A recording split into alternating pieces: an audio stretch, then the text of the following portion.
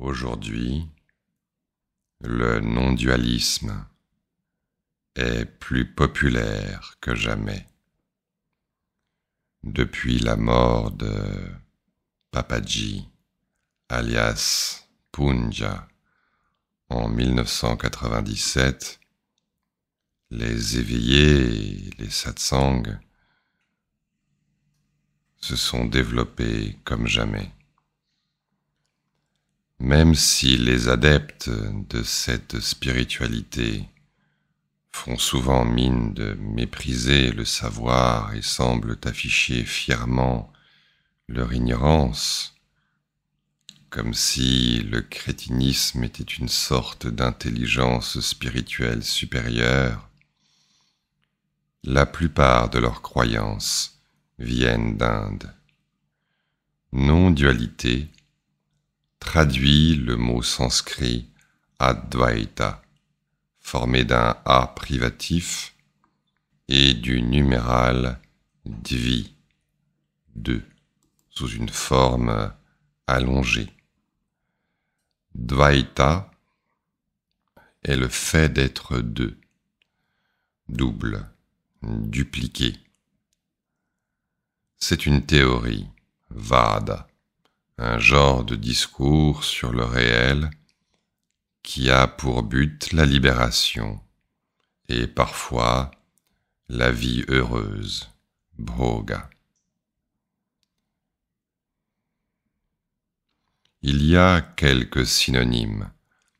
Advaya, non-duel, non-double. Abheda, indifférencié, non séparé. Nirdvandva, sans couple de contraires. Advaita, comme épithète, peut aussi désigner celui qui est sans second, sans égal, sans rival. Il a alors pour équivalent Advitiya, sans second, Anuttara, sans supérieur, Asama, sans pareil, et Apurva, sans précédent.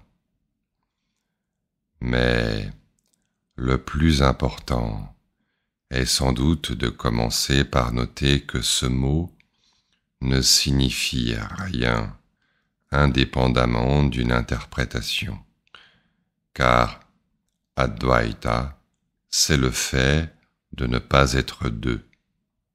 Mais qu'est-ce qui n'est pas deux, et pourquoi? Les avis divergent selon les philosophies. Quelques exemples.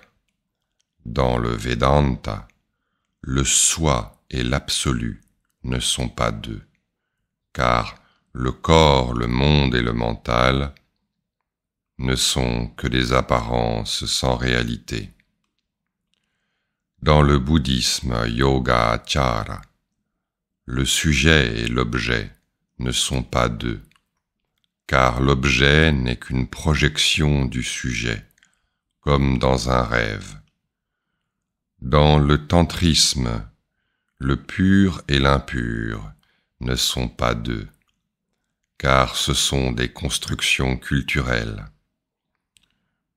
Et voici d'autres cas, non identifiés clairement ou partagés par plusieurs philosophies.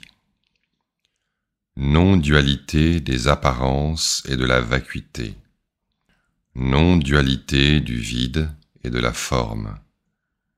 Non-dualité de l'inspire et de l'expire.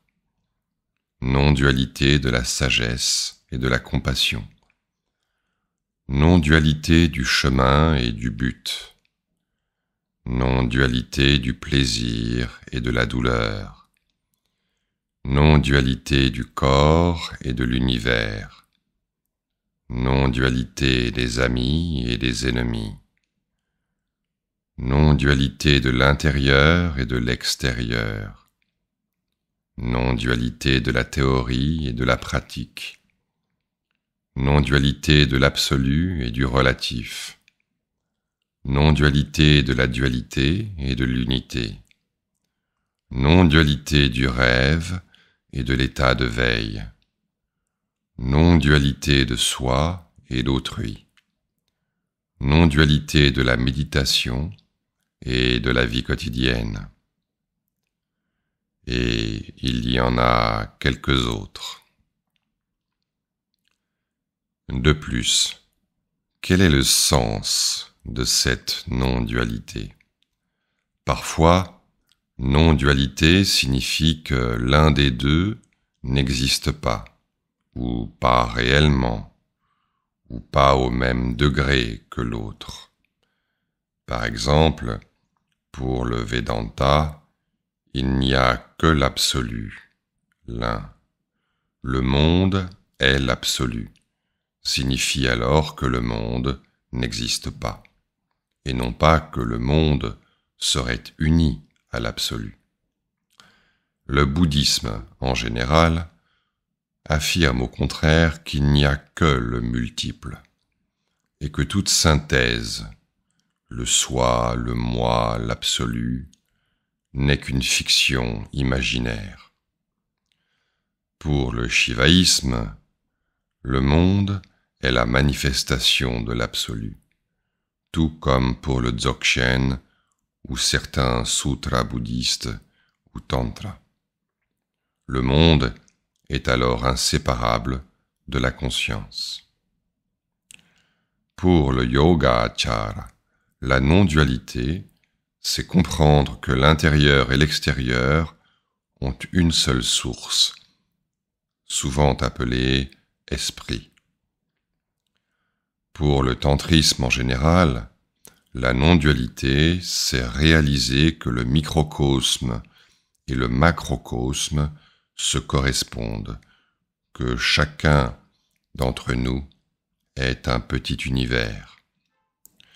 Pour le yoga tantrique, c'est réaliser que les opposés sont relatifs et n'existent pas indépendamment l'un de l'autre. Pour les uns, la non-dualité est une expérience spéciale, contemplative. Pour d'autres, c'est une intuition. Pour d'autres, c'est une transformation physique. Pour d'autres encore, c'est la mort, ou une expérience après la mort. Pour certains, on ne peut réaliser que par la méditation. Pour d'autres, la réflexion est plus importante. Pour certains, la non-dualité est un état auquel on parvient. Pour d'autres, c'est un fait à voir directement. Pour la philosophie de la reconnaissance, dans le Tantra, la non-dualité est la réconciliation des deux ennemis, dualité et non-dualité. Selon d'autres, enfin, dualité et non-dualité sont des catégories inutiles. Mais leur contestation est plutôt rhétorique. Ils disent cela pour valoriser leur propre théorie. Et tout cela, c'est juste en Inde. Aujourd'hui, dans le monde entier, depuis les bars de Bali jusqu'aux studios de Paris, non-dualité semble désigner un peu tout ce qu'on estime le plus important. Dualité est devenu péjoratif comme mental, intellectuel ou occidental. Au-delà des modes passagères, la non-dualité ou le non-dualisme est le cœur des sagesses de l'Inde.